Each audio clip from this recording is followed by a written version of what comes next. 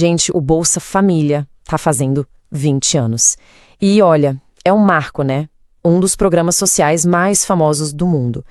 Mas sabe, por trás dessa celebração toda existe uma história bem complexa, cheia de promessas e de contradições que a gente precisa entender a fundo. E aqui que a coisa começa a ficar intrigante com a pergunta que vai guiar toda a nossa conversa.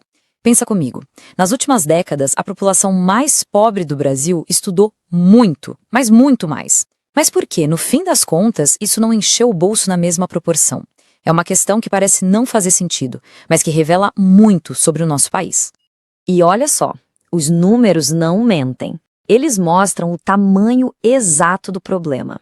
Segundo dados da FGV Social, na última década, para a metade mais pobre da população, os anos de estudo deram um salto de 22%. É um avanço incrível.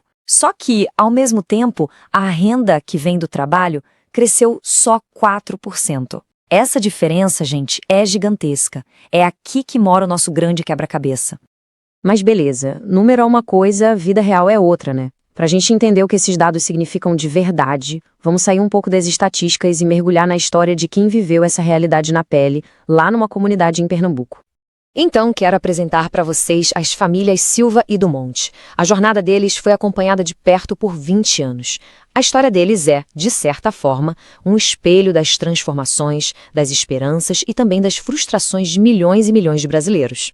E essa frase, nossa, é um soco no estômago. Ela mostra o momento exato em que o jogo virou. Até 2015, os filhos mais novos tinham o sonho da faculdade. Era aquele salto de uma geração para outra que parecia ali na ponta dos dedos. Mas aí, alguma coisa muito séria aconteceu e mudou completamente o rumo desses sonhos. E hoje, a realidade deles é bem dura. Pensa só, juntando as duas famílias, são 18 pessoas com mais de 16 anos em idade de trabalhar.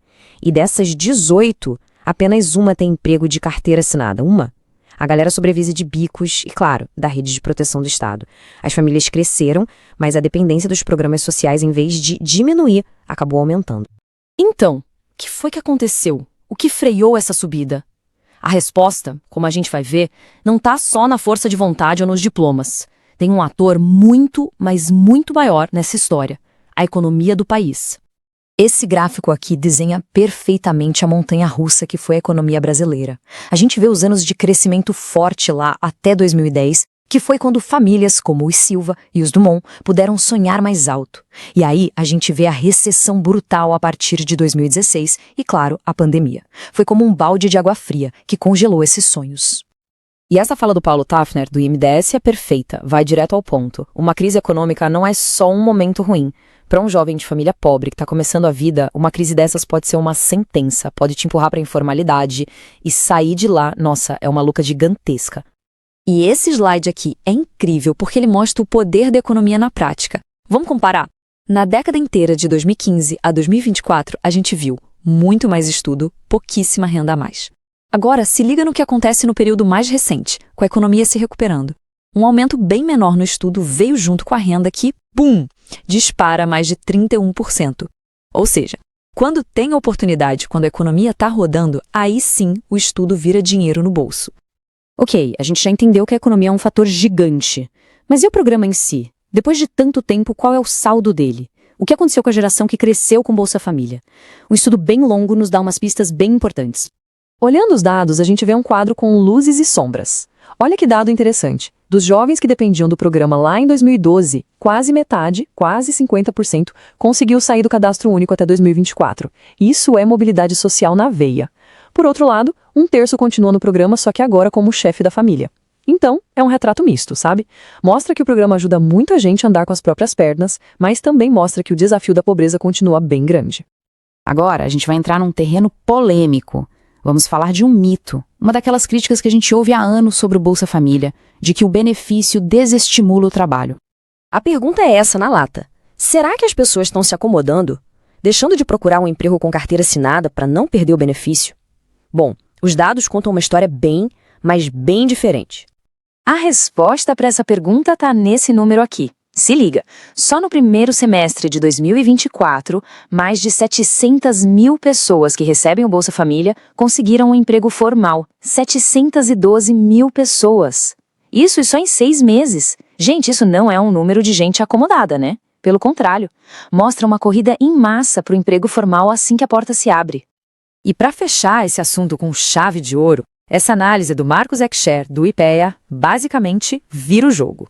Ela mostra que, na verdade, é o contrário do que o mito diz. Onde tem mais gente recebendo Bolsa Família é justamente onde o emprego formal tem crescido mais. Ou seja, o dinheiro do programa não só ajuda as famílias, como também faz a economia local girar, criando mais empregos. Incrível, né? Tá, então, depois de tudo isso, que conclusão a gente tira? Talvez a lição mais importante seja esta.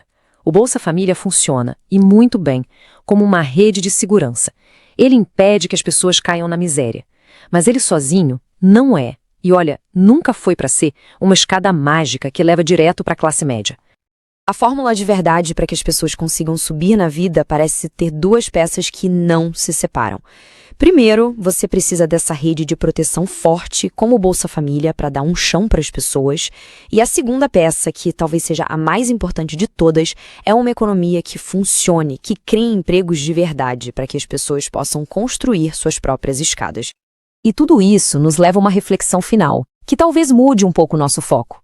Talvez a gente tenha passado 20 anos fazendo a pergunta errada. A questão fundamental não é se o Bolsa Família funciona, porque como a gente viu os dados são claros, ele funciona e muito bem para não deixar ninguém passar fome. A pergunta de verdade é, o Brasil, como país, está criando as oportunidades para que um dia as pessoas não precisem mais do Bolsa Família?